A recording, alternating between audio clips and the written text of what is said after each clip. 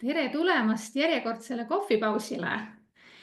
Mul on väga hea meel teid, ma isegi praegu ei tea, mitmendal esmaspäeval juba siin teid tervitada ja ma tunnen, kuidas ma tegelikult iga nädalaga lähen rohkem vabamaks. Algus oli ikkagi päris konarlik, sest see oli ikkagi minu jaoks ka täiesti uus asi. Ja seda enam on mul väga hea meel näha, et siin ikkagi inimesed kogunevad ja kommenteerivad.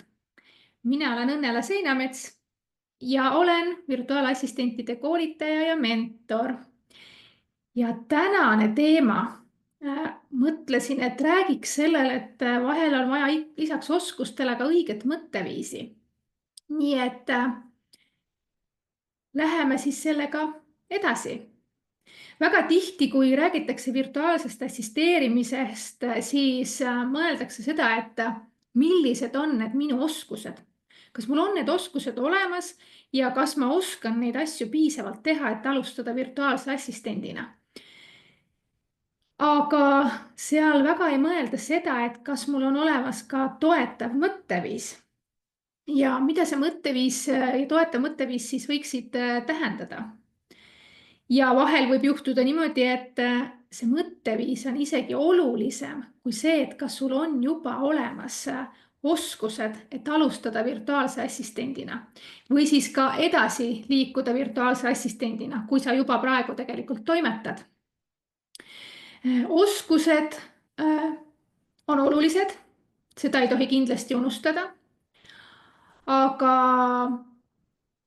võib-olla on ainult vaja mingit baasteadmisi, et sa saaksid alustada. Näiteks väga levinud assistenditöös on Google Drive'i tundmine. Väga palju toimetatakse e-kirjadega, hallatakse postkaste. Lihtsamaid kujundusi teevad virtuaalsed assistendid, tihti kasutataksegi Canvat ja väga mitmed assistendid tegelikult juhivad ka mingeid projekte. Väga palju asju tuleb tegelikult sellest, mida me oma igapäevatöös tegelikult teeme ja me saame need üle kanda virtuaalassistendi ametile. Kuid oskused tegelikult on ju õpitavad. Neid saab omandada koolitustelt, saab praktikal olles, isegi täna internetimaailmas on väga palju asju võimalik õppida YouTube'i kaudu. Siis pigem ei tasukski võib-olla mõelda sellele, et ma ei saa hakata virtuaalassistendiks, sest ma ei oska kõike. Need tulevad ajaga. Aga mis on siis seost nüüd selle mõtteviisiga, millest ma rääkida tahtsin? Ma olen varem ka öelnud, et virtuaalne assistent tegelikkuses on hea partner, hea koostööpartner, hea toetav meeskonnaliige. Ja sealjuures ongi väga oluline see, et kuidas ta mõtleb ja tegutseb. Ma toon välja 3 punkti, mis minu meelest on hästi olulised, mis võiksid nagu mõtteviisi puhul olla olemas. Ja kuna virtuaalne assistent tegutseb siiski enamjaolt iseseisvalt, ehk et nad on reeglina ka iseseisvad ettevõtjad, siis väga oluline osa selles on enesejuhtimine. See tähendab kõike seda, et kuidas sa oma aega planeerid, kas sa jääd ootama juhiseid või oled ise initsiatiivikas. Kui sa näed mingit kohta, kus saaks midagi parendada, ettepanekuid teha, siis kas sa julged seda teha? Või sa pigem mõtled, et mulle pole öeldud, ma ei hakka seda asja torkima. Ja kas sa suhtluses oled selge ja suhtled sa järjepidevalt? See tähendab, et sa ei kao ära.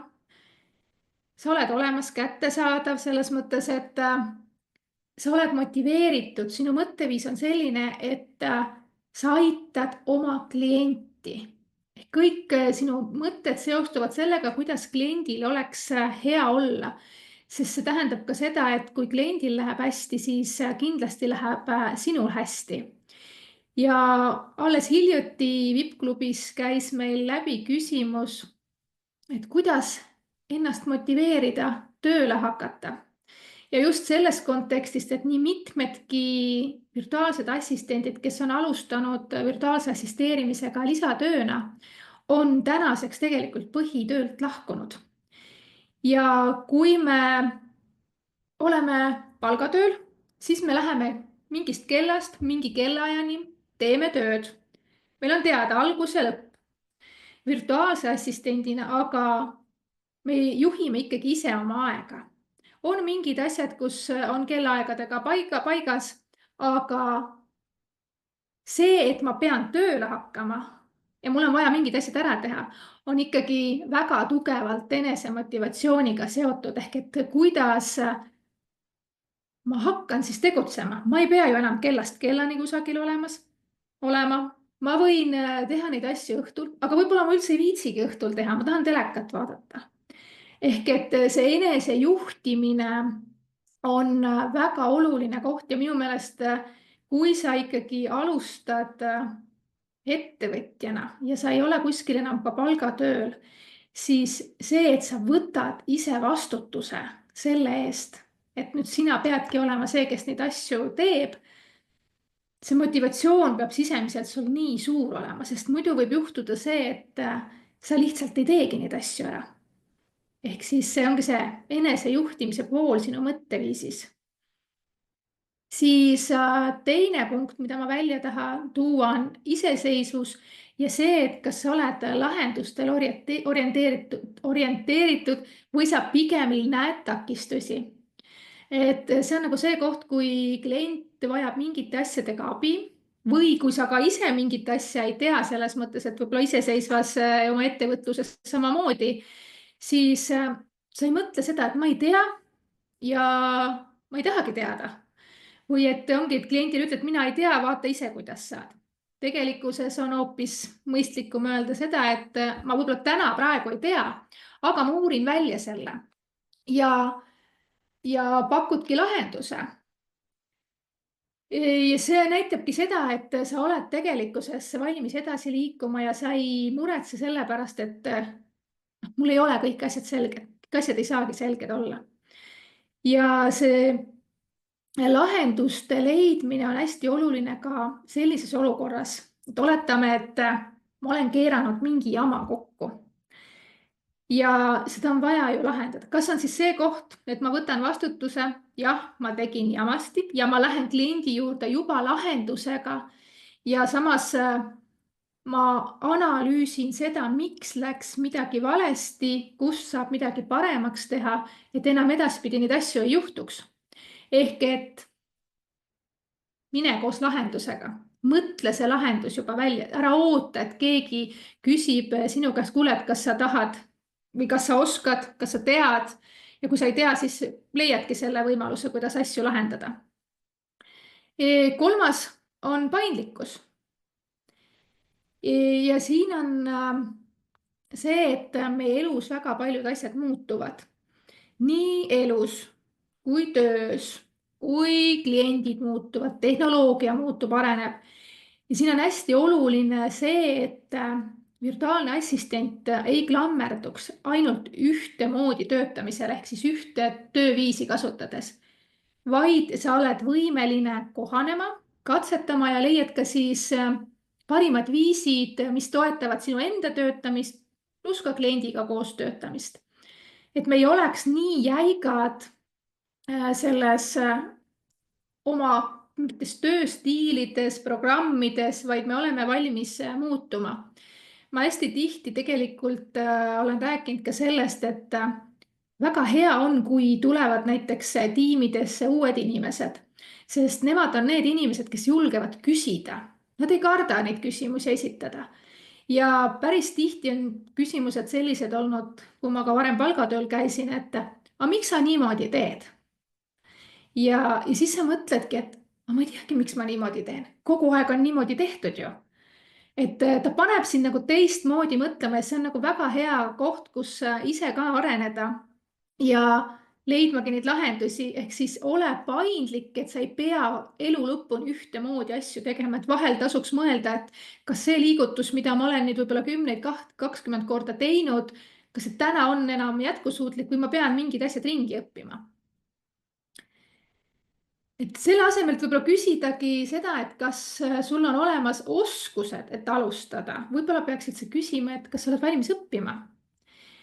kas sa suudad iseseisvalt iseennast juhtida, kas sa oled uudishimulik loov ja kas lahendustele orienteeritud. Et minu meelest need küsimused on isegi olulisemad kui see, et kas sul mingid oskused on olemas.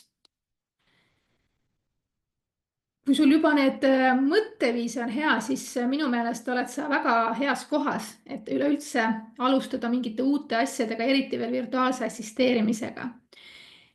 Ja ma kutsungi üles jälgima meie sotsiaalmeediakanaleid. Meil on seal üht-teist põnevat toimumas ja järgmine nädal alustab virtuaalassistendi proovinädal. Ja meil on sinna päris palju liitunud inimesi juba. Mul on väga hea meel selle üle, et inimesed tunnevad huvi ja tahavad aru saada, et kas virtuaalassistendi maailm võiks neile olla. See muidugi ei anna nüüd päriselt aimu, kas see päriselt sulle võib olla, aga sa saad natukene aimu sellest, et mis ülesanded seal võib kohata. Aga virtuaalassistendi maailm iseenesest on palju suurem ja palju laiem. Sa saad seal katsetada mõningaid VA-tüüpi ülesandeid ja vaadatagi, kas see arvuti taga töötamine üleüldse sulle sobibki. Ja saadki juba katsetada seda mõtteviisi, et kas sa siis suudad enesejuhtimisega toime tulla ja iseseisvalt tegutseda. Ja see on hea koht, kus ka kõik küsimused ära küsida, nii et tulge meiega proovinädalale ja vaadake, kuhu see teid edasi võib viia. Aga ma hoiatan, et see võib kõrvalmõjusid olla, et me oleme nii mõnigi proovinädala läbinud ja on sellised positiivsed kõrvalmõjud, et olemegi alustanud virtuaalassistendina. Selleks korraks kõik. Mul on hea meel, et sa olid siin kuulamas ja kohtume järgmisel kohvipausil. Tšau!